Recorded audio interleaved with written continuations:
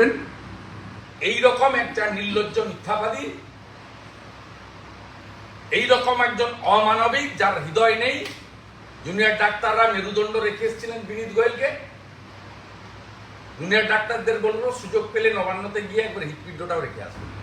চালান ছাড়া কি করে ময়না তদন্ত করবেন? ভয়ঙ্কর সমস্ত, তাতে আমরা সকলেই ভেবেছিলাম একটা ইন্টারিম অর্ডার দেবে, দেননি। তারা কেন দেননি অনারেবল সিজিআই আর অন্য যারা বলবেন, আমার বলা ঠিক না। আমার I have enough regards to supreme court. আমি 18 তারিখের জন্য অপেক্ষা করব, কিন্তু আন্দোলন কন্টিনিউ করতে হবে। এবং যেখানে যেখানে জনগণের অরাজনৈতিক আন্দোলনের উপর হামলা হয়েছে, লিডার অব অপোজিশন সেখানে যাবে প্রতিবাদ করতে।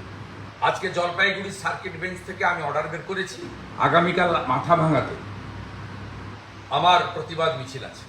এই মাথাভাঙাতে 4 তারিখে আক্রমণ করেছিল প্রতিবাদী জনতার উপরে তৃণমূলের গুন্ডারা।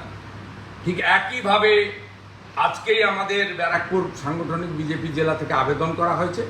শুক্রবার নৈহাটিতে গতকাল যে হামলা হয়েছে তার প্রতিবাদে লিডার অব অপোজিশন, ভারতীয় জনতা পার্টির কর্মী সমর্থক সাধারণ মানুষকে নিয়ে তৃণমূলের এই গুন্ডাবাজির বিরুদ্ধে প্রতিবাদ করবেন।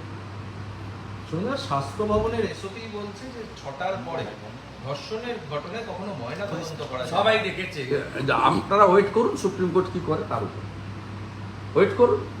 আর 18 তারিখে সুপ্রিম কোর্ট বলার পরে উৎসব হবে না পুজো হবে, শুধুমাত্র পুজোটাই হবে না উৎসব হবে, আমি আমার ওপিনিয়ন, আমি তো 2,33,27,000 মানুষকে বিলংস করি, আমি আমার ওপিনিয়ন রাখবো। বাংলা বাঙালির আরও অনেকে আছেন, তারাও তাদের কথা বলবেন। কিন্তু আমরা যতক্ষণ না পর্যন্ত ধর্ষণকারী, খুনি এবং প্রমাণ লোপাটকারী এবং যারা এই প্রমাণ লোপাটকারীদের গার্ড দিচ্ছেন মুখ্যমন্ত্রী সহ, তাদের কঠিনতম শাস্তি না হয়, এই আন্দোলন থামবে না। আপনি